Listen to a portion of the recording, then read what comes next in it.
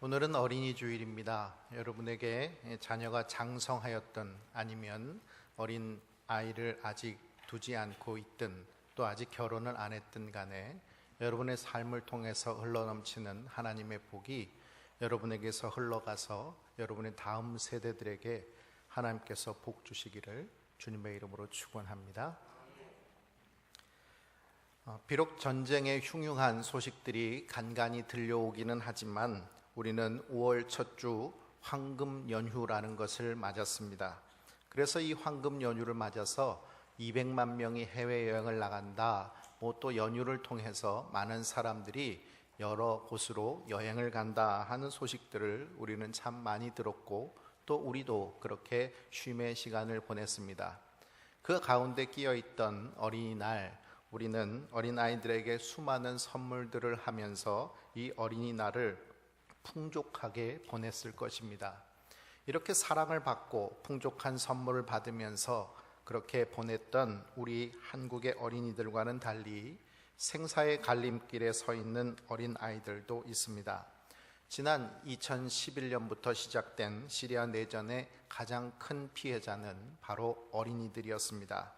이웃 국가들이 난민 수용 문제에 대해서 득과 실을 따지는 계산기를 두드리는 사이에 조그만한 조각배에 몸을 싣고 그 파도에 속절없이 그 배가 뒤집혀서 그 배가 뒤집힌 그 배에 타고 있던 사람들 중 많은 사람들이 해변에 시신으로 몰려왔을 때 그 밀려온 시신 가운데는 3살 배기 어린아이 난민 어린이 쿠르디가 있었습니다.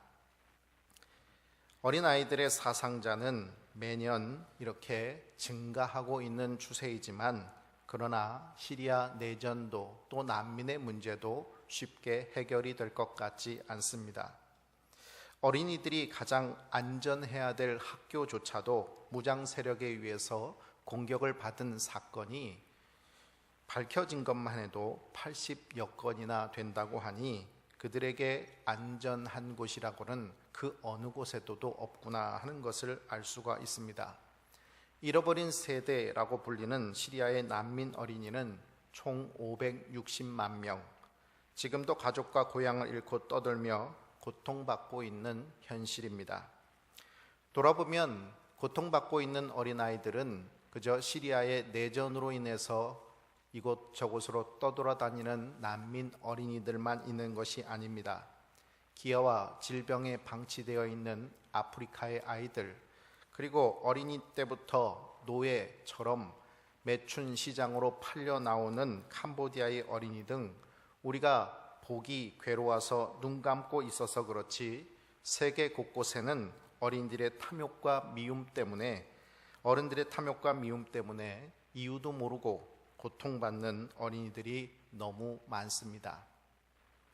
잠자듯 숨져서 건져진 쿠르디의 사진을 접한 기억이 아직도 생생한데 지난 4월 시리아에서는 정부군의 화학 무기로 추정되는 공격에 호흡이 가빠서 연신 붕어처럼 입을 뻐끔거리면서 괴로워하고 있는 아이들의 영상은 너무도 잔혹하기만 했습니다. 저는 이 영상을 그저 볼 수가 없어서 눈을 감고 하나님, 저 불쌍한 아이들을 고쳐주시고 저 전쟁의 참상 속에서 시리아를 치유하여 주십시오라고 기도하였습니다. 오늘 본문에도 잔혹함 속에 있는 어린 아이들이 나옵니다. 오늘 본문에서 아이의 병명은 간질이고 심히 고생하여 자주 불에도 던져지며 물에도 던져지는 증상을 보인다는 것을 기록하고 있습니다. 그렇지만 평행 본문인 마가복음에서는 좀 더 이 아이의 증상을 소상히 설명하고 있는데 마가복음 9장 19절에는 귀신이 어디서든지 그를 잡으면 거꾸러뜨려 거품을 흘리며 이를 갈며 그리고 파리해지는지라 라고 말씀합니다.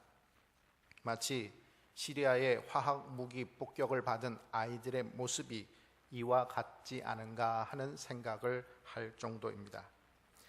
모든 설명을 통해서 아이의 질병은 말로 다 할 수 없을 정도로 심각하고 반드시 치유되어야만 살 수 있는 상태라는 것을 우리는 알 수 있습니다. 사랑하는 성도 여러분, 여러분이 만일 이 아이의 부모라고 한다면 여러분들은 어떻게 하시겠습니까? 이 질문의 앞에 저는 앞서 시리아 아이들을 바라보았던 저의 모습을 회개하게 되었습니다. 만일 내 아이라고 한다면 그저 가만히 앉아서 눈 감고 기도만 하고 있었겠는가 하는 이유 때문이었습니다. 아이의 아비는 가만히 있지 않았습니다. 그는 예수를 찾아와 무릎 꿇었습니다. 엎드렸습니다. 우리나라를 움직이는 4대 종교가 있다고 하는데 그것은 바로 개신교, 불교, 천주교, 그리고 마지막 종교는 대학교라고 말을 합니다. 앞서 우리는 전쟁과 기아, 질병에 노출된 아이들을 이야기하였습니다. 그렇다면 우리의 아이들은 괜찮은 것일까요? 국제구호개발 NGO인 세이브 더 칠드런과 서울대 사회복지연구소에서 실시한 아동의 행복감 국제 비교 연구라는 제목의 조사에서 한국 어린이들의 만족도는 모두 평균 이하로 나타났습니다. 놀라운 것은 그들에게 옷이라든지 컴퓨터라든지 인터넷, 자동차 등 물질 영역에서는 조사 대상 15개 국가 중 1위를 기록하였는데 반대로 자기 자신에 대한 만족도와 학업 성적에 대한 만족감은 조사 대상 국가 중 최하위 수준이었다는 것입니다. 한마디로 말해서 물질 생활은 최고로 만족할 수 있는 수준으로 살아가고 있지만 그러나 아이들은 불행하다는 것입니다.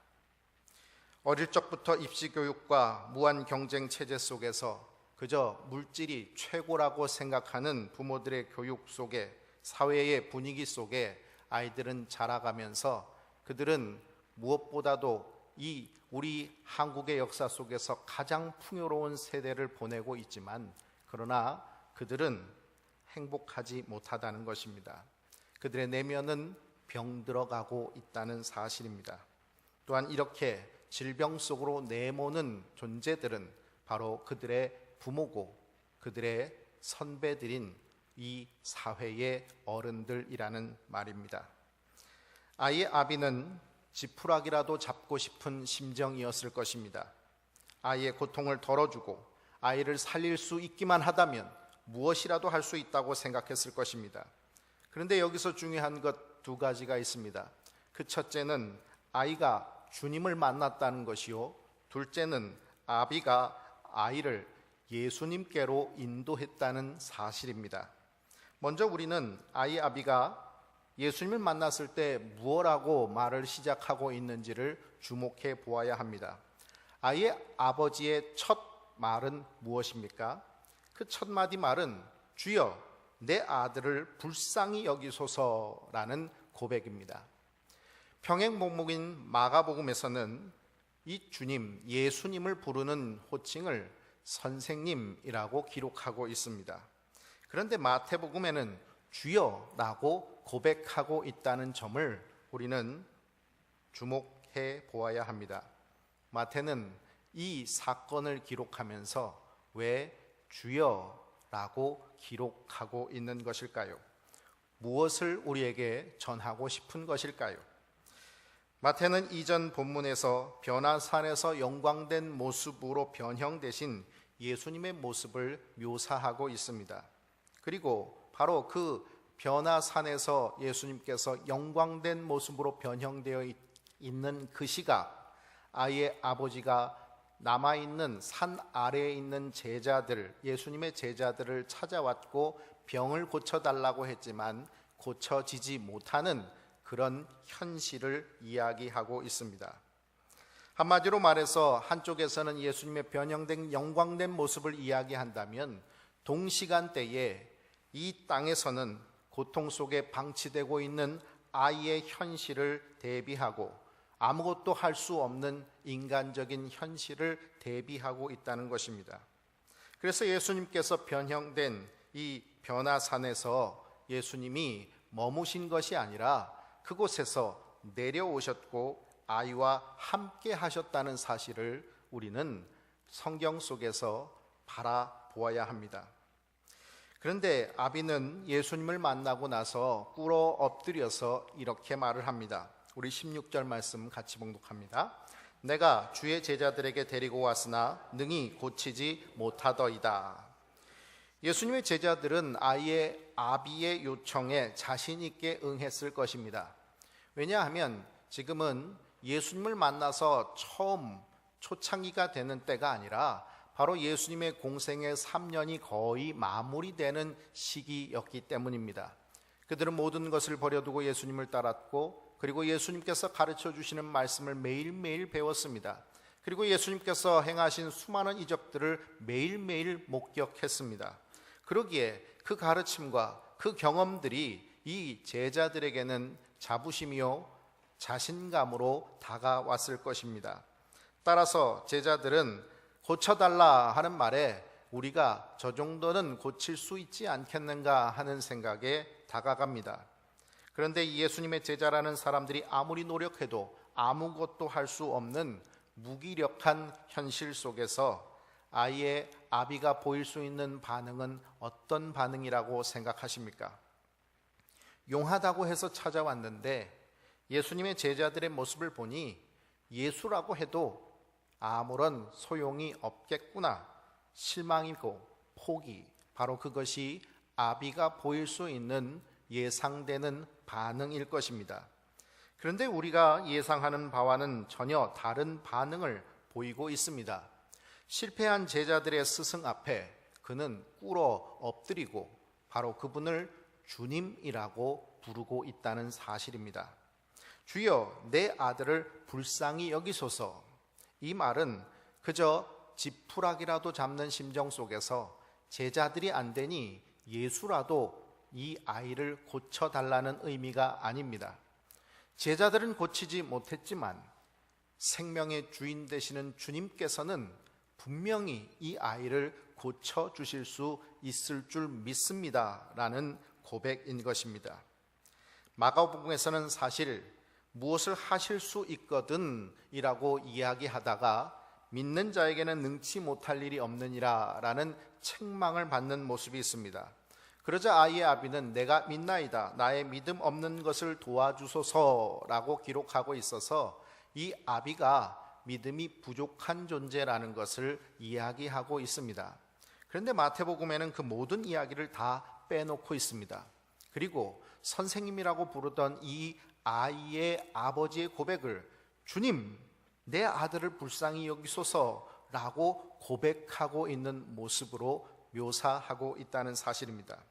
결국 마태복음은 이 아이의 아버지의 믿음을 강조하고 있다는 사실인 것입니다. 사랑하는 성도 여러분, 나에게 예수님은 어떤 분이십니까? 나에게 예수님은 가장 필요한 분이시라고 여러분은 믿으십니까? 나에게 예수님이 가장 필요한 분, 나에게 가장 중요하신 분, 나의 전부라고 여러분은 믿으십니까? 만일 그렇다면 나에게 가장 중요한 것, 그것을 나의 자녀에게도 전수하고자 하는 것이 부모의 사랑 아니겠습니까? 나에게 그렇듯 우리 자녀에게도 예수님이 주님이시요 가장 소중한 분, 가장 중요한 분이라고 여러분은 믿으십니까? 만일 그렇다면 아이의 아버지의 분명한 믿음이 아이를 예수님께로 인도하고 예수님을 만날 수 있도록 하였다는 사실을 우리는 어떻게 바라보아야 할까요? 신방을 가보면 신자의 가정임에도 불구하고 자녀들이 교회를 나오지 않고 있는 불신 상태에 머무르고 있는 자녀들의 가정들을 많이 보게 됩니다. 그렇다면 가장 소중한 분이 예수님이요 가장 전부라고 고백되어지는 분이 예수님이라고 한다면, 그렇게 믿는다면, 우리 자녀에게도 가장 소중한 분이 예수님이라고 믿는다면 이 가정의 가장 큰 기도의 제목은 무엇이어야 되겠습니까?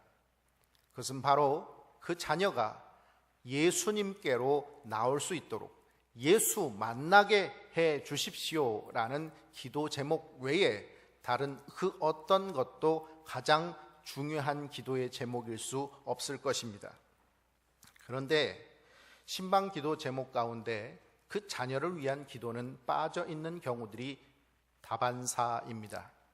그 부모들은 그 자녀들에 대해서 더 이상 기도하고 있지 않습니다.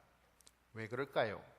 부모들의 심리는 아마도 신앙이라는 것 강요해서 되는 것이 아니다라고 생각하고 있기 때문일 것입니다. 강요한다면 아이들이 반발하고 더 부정적이 돼서 신앙생활을 더 안 하게 될 것이다. 그러니 지금은 때가 아니니 가만히 놔두고 그 아이들이 나중에 하나님께서 은혜 주시면, 주님은 끝까지 책임져 주시는 분이시니까 지금은 아니지만 언젠가는 하나님께로 돌아오게 하실 것이다. 하나님이 우리 아들, 딸을 얼마나 사랑하시는데 그냥 놓아 두시겠느냐라고 생각하면서 사실은 방치하고 있는 경우가 많습니다. 왜냐하면 부모는 점점 자녀에 대해서 기도하는 경우들이 줄어들고 영적 책임을 회피하면서 살아가고 있기 때문입니다. 신앙은 말로 전수하는 것이 아닙니다. 얘야, 교회 가자. 그래서 교회를 데리고 다닐 수 있는 시기는 초등학교 정도밖에 되지 않습니다. 그렇다면 그 아이가 중학생이 되고 고등학생이 되고 대학생이 되고 이후에 성년이 되어 장년이 될 때까지도 그 신앙을 붙들 수 있는 것, 그것은 무엇으로 이어질 수 있는 것일까요? 그것은 부모의 말이 아니라 부모의 행함과 진실함 속에 있는 신앙의 본질을 보여주는 것으로 전수될 수 있을 것입니다. 나에게 예수가 가장 필요한 분이시라는 것을 믿으십니까? 라고 할 때 그저 아멘이라는 말로만 응답하시는 신앙이라면 아이들은 그 신앙을 바라보면서 더 이상 내게 있어서 가장 소중한 분이 예수님이 아니라 학교의 시험이요, 성적이요, 또 대학교의 이름이요, 내가 살아갈 직장이요, 가장 중요한 돈이라고 생각하게 될 것입니다. 예수가 가장 중요한 분으로 살아가는 삶의 모습을 가르침 속에서 향기로 보낼 때 우리 자녀들의 생명이 구원받고 예수님께서 붙들어 주시는 영생의 삶을 살아가게 될 것입니다. 아이의 아비는 아이의 질병의 문제 속에 아무것도 할 수 없었습니다. 아이의 간질로 심히 고생하고 불 가운데 던져지고 물 가운데 넘어져도 무엇 하나 제대로 해줄 수 없는 아비의 한계를 가지고 있었습니다. 아이의 아비는 치유의 능력도 없습니다. 아들을 회복시킬 수도 없습니다. 그러나 이 아이의 아비는 아이에게 필요한 가장 중요한 일을 하고 있습니다. 그것은 바로 이 아이에게 예수님을 만나게 한다는 사실입니다. 바로 아들을 예수님께로 인도했다는 사실입니다. 병든 아들은 자기의 몸을 끌고 예수님께로 나올 수가 없습니다. 자기의 주관으로 자기의 몸을 주관할 수 없는 상태인, 그래서 불 가운데도 던져지고 물 가운데도 던져주고 거품을 물고 쓰러지기가 일쑤인 이 아들이 어떻게 예수님께로 나올 수가 있었겠습니까? 그런데 그 괴롭고 힘든 몸, 그래서 자기 몸조차도 가누지 못하는 이 아들을 어르고 업고 달래고 붙들고 그렇게 잡아서 아버지 하나님께로 인도하였다는 것입니다. 하나님께서 우리에게 가정을 주신 이유가 무엇입니까? 그것은 둘이서 잘 먹고 잘 살고 혼자 살면 외로우니까 둘이서 서로 보듬으면서 아름답게 살아가라고 하는 그 이유만이 아닙니다. 성경은 우리에게 분명히 생육하고 번성하라고 이 결혼의 의미를 부여해 주고 있습니다. 한마디로 말해서 우리에게 가정을 주신 이유는 경건의 자녀를 낳고 그들을 양육해서 믿음의 다음 세대를 더욱더 견고히 세워가라는 것입니다.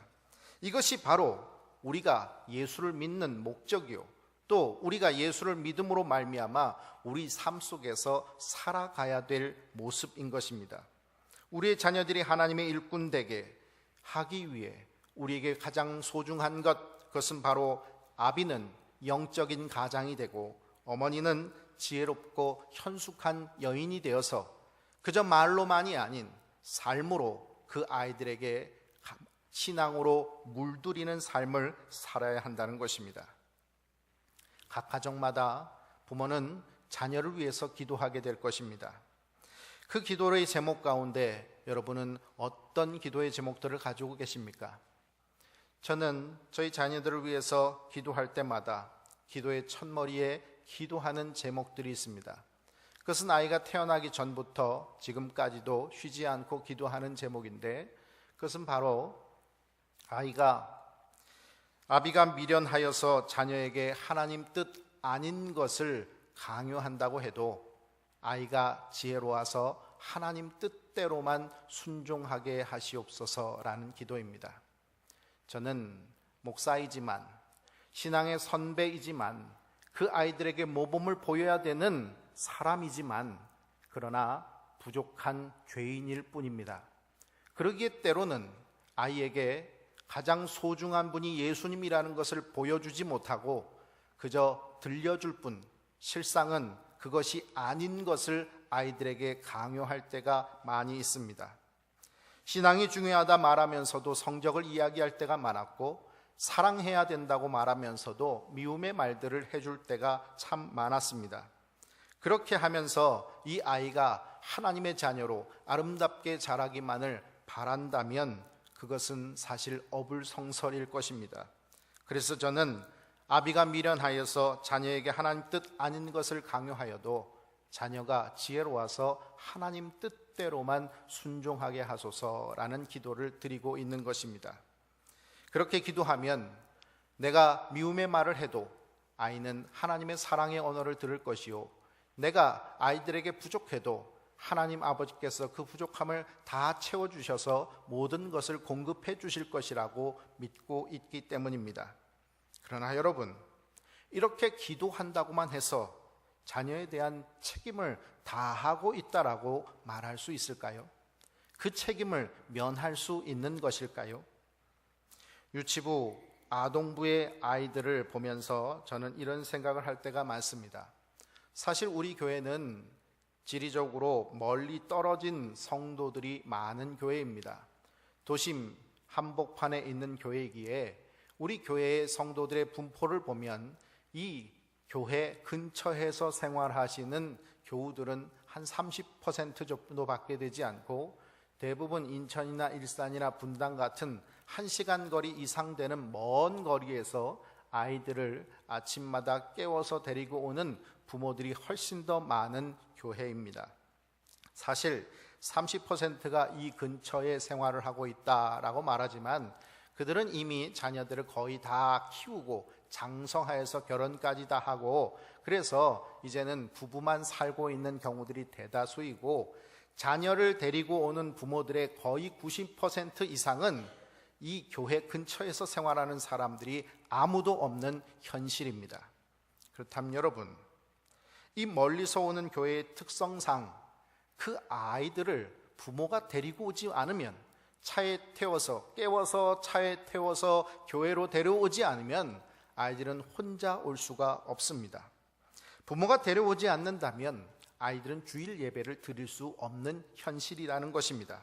한마디로 말해서 부모가 놀러 가자 하면 아이들은 예배를 드리고 싶어도 놀러 갈 수밖에 없는 현실이라는 것입니다.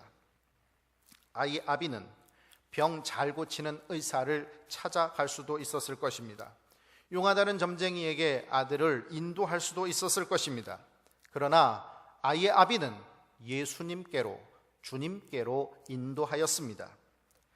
제가 살면서 들었던 수많은 설교 중 가장 인상적인 설교는 제가 군대에 있을 때 요한복음 15장 포도나무의 비유의 말씀, 바로 그 말씀 속에 내 안에 거하라 나도 너희 안에 거하리라, 가지가 포도나무에 붙어있지 아니하면 스스로 열매를 맺을 수 없음같이 너희도 내 안에 있지 아니하면 그러하리라 하는 말씀, 그 말씀의 말씀을 가지고 나눈 군종 목사님의 말씀이었습니다. 말씀은 대단히 은혜롭거나 대단히 수준 높은 말씀이 아니었습니다. 그러나 제 기억 속에 아직도 기억나게 하는 한 구절의 말씀은 붙어 있으면 됩니다 라는 것이었습니다. 포도나무에 가지가 붙어 있으면 열매 맺습니다. 한 해 두 해 열매를 맺지 못해도 우리 주님은 두릅하고 거름을 주고 올해도 우리 주님은 열심히 우리를 열매 맺게 하기 위해서 일하십니다. 그러니 우리가 아무것도 하지 않아도 붙어 있기만 한다면, 다른 모든 것을 못한다 할지라도 붙어 있기만 한다면 우리는 언젠가는 하나님의 열심으로 열매 맺게 될 때가 올 것입니다. 그때 우리가 깨닫고 우리 하나님 앞에 더 풍성한 열매를 맺어 드릴 수 있기를 바랍니다 라는 말씀이었습니다. 잠언 22장에는 자녀에게 마땅히 행할 길을 가르치라 라고 말씀합니다. 그러면 늙어도 주님을 떠나지 않게 될 것이라는 말씀입니다. 친구 따라가겠다면 보내고, 학원 가겠다면 보내고, 시험 때라 공부하겠다면 교회로는 안 보내는 부모들, 좀 쉬고 싶다면 보내고, 놀러 간다고 하면 보내도 수련회 3박 4일, 2박 3일 한다고 그러면 안 보내는 부모들을 통해서 신앙이 가장 소중한 것, 예수가 주님이시라는 것, 이 세상에서 가장 중요한 것은 우리가 믿는 하나님이라는 이 믿음은 그렇게 천박하게 버려질 수밖에 없는 것이 된 현실입니다. 얼마 전 중고등부에 가봤더니 너무 아이들이 적었습니다. 그래서 제가 그 후에 중고등부 전사님한테 물었더니 중간고사 때가 되면 아이들이 이렇게 적게 옵니다 라고 얘기를 하시는 것이었습니다. 현실적인 한계를 느끼면서 또 저는 한계를 넘어서야 되는 신앙의 도전 속에서 말씀을 드립니다. 시험 때 반으로 준다 하는 것, 그것이 아이들의 선택이었을까요? 아이들은 시험 때 공부를 해야 되기 때문에 예배를 드리지 않아야 되겠다라고 결단하고 학원으로 또 시험 공부를 하러 그렇게 가는 것일까요? 그들의 부모들은 100%, 거의 100% 우리 교우들이요, 신앙의 선배들이요, 믿음을 가르치는 하나님의 백성들입니다. 그런데 여러분, 그 부모들은 용인한 것이요, 방관한 것이요, 또 적극적으로 그 아이들에게 추궁한 것 아니었을까요? 주님은 열매 맺게 하기 위해서 오늘도 두릅하고 거름을 주고 일하시는데, 부모는 떨어져 나가도 된다고, 잠시 떨어져 나가 있어도 죽지는 않을 것이라고 말하고 있다면 이것이 어떻게 보여주는 신앙의 모범이라고 말할 수 있겠습니까? 붙어 있게 하십시오. 붙어 있는 동안 부모가 가진 신앙으로, 진정한 신앙으로 물들이십시오. 삶의 가치가 어디에 있는지 그 자녀들에게 진정으로 보여주십시오. 그렇게 보여주는 믿음의 진실함을 통해서 자녀들이 진정 하나님의 살아계심과 예수 그리스도의 역사하심이 오늘도 나의 삶에 영향을 주고 있다는 것을 깨닫게 해 주시기 바랍니다. 제자들은 예수님께 조용히 와서 묻습니다. 우리는 왜 쫓아내지 못한 것입니까? 왜 우리는 고치지 못한 것입니까? 그러자 예수님은 20절 말씀에 이렇게 얘기합니다. 같이 봉독합니다. 너희 믿음이 작은 까닭이니라. 진실로 너희에게 이르노니 만일 너희에게 믿음이 겨자씨 한 알만큼만 있어도 이 산을 명하여 여기서 저기로 옮겨지라 하면 옮겨질 것이요 또 너희가 못할 것이 없으리라. 아멘. 아이의 아비의 믿음은 겨자씨만한 믿음이었습니다. 놀랄 만큼 큰 믿음이 아니었다는 말입니다. 그런데 그 믿음이 그 아이를 예수님께로 인도했습니다. 아이를 불 가운데서 물 가운데서 살려내는 믿음이 되었습니다. 아이를 질병의 고통 속에서 구원해내는 믿음, 그 믿음은 겨자씨만큼만 되면 되는 것이었습니다. 그런데 여러분, 우리에게 겨자씨만한 믿음이 있습니까? 예수님의 치유하심은 아이에게 어떤 의미였을까요? 그 질병의 고통의 깊이보다 더 깊은 강력한 만남이었을 것입니다. 치유의 경험은 그 아이의 평생의 삶의 믿음의 시작이었을 것입니다.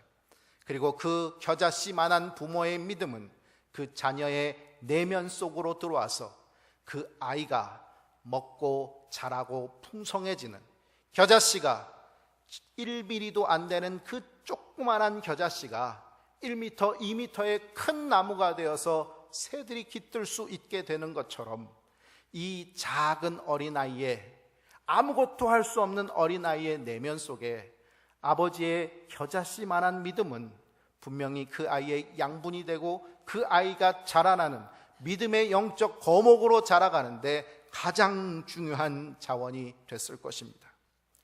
부모는 자녀에게 유언을 남깁니다. 그 이유가 무엇입니까? 부모가 자녀에게 유언을 남기면서 너 이 자식 잘 되나 보자 저주하면서 가는 사람은 없습니다. 모두가 그 마지막 말은 자신의 전 삶을 통해서 한마디 할 수 있는 가장 소중하고 가장 중요한 말 한마디를 자녀에게 남깁니다. 그것은 바로 그 자녀가 내가 살아왔던 삶과는 다른 삶, 내가 살았던 삶보단 더 나은 삶, 내가 살았던 삶과는 비교할 수 없는 가장 소중한 삶을 살아가기를 원하는 마음속에 그 한마디의 말을 하는 것입니다. 아이는 부모의 삶을 통해서 겨자씨처럼 자라게 될 것입니다. 다만 부모를 통해 생명의 기운이 가득한 겨자씨가 떨어졌을 때 말입니다. 죽은 겨자씨는 아무리 땅에 떨어진들 자라나지 않습니다. 오늘 우리가 가지고 있는 믿음의 겨자씨는 죽어 있습니까? 아니면 살아있는 생명력 가득한 겨자씨입니까? 그 자녀의 내면 속으로 심어줄 겨자씨를 여러분은 가지고 있으십니까?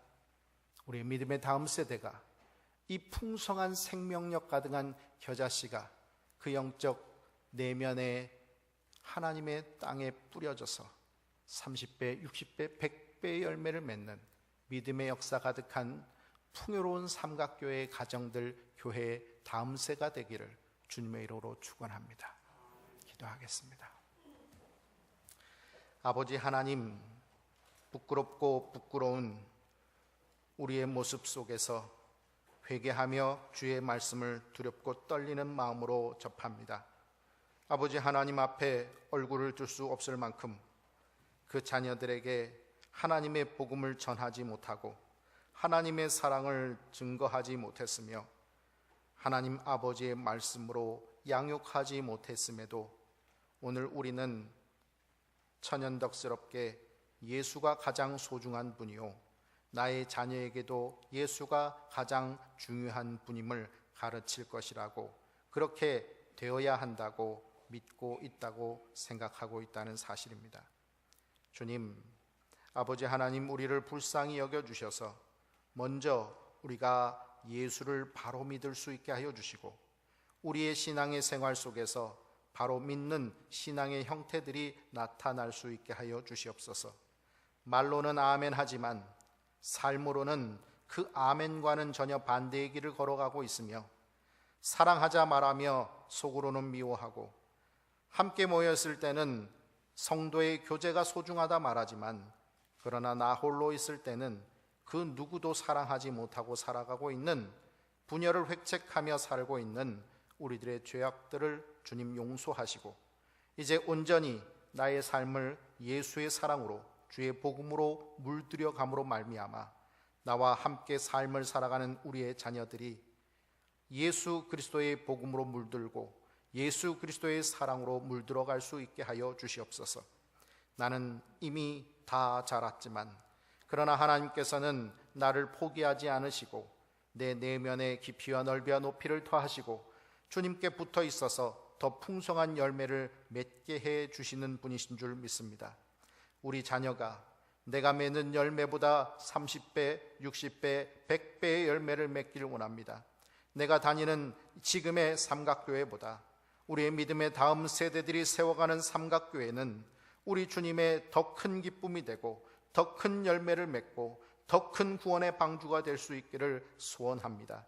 아버지 하나님, 그러기 위해 오늘 우리는 생명력 넘치는 이 겨자씨를 심어야 될 줄 믿습니다. 이제 주님, 우리에게 죽은 씨앗이 아니라 살아있는 씨앗으로 우리 자녀들, 믿음의 다음 세대들에게 심을 수 있는 믿음과 용기와 신앙의 순종을 허락하여 주셔서 우리의 다음 세대들이 더욱더 풍성히 이 땅을 살려가고 더 큰 믿음의 역사를 이루는 우리 다음 세대들, 우리의 자녀들이 되게 하여 주시옵소서. 예수님의 이름으로 기도합니다. 아멘.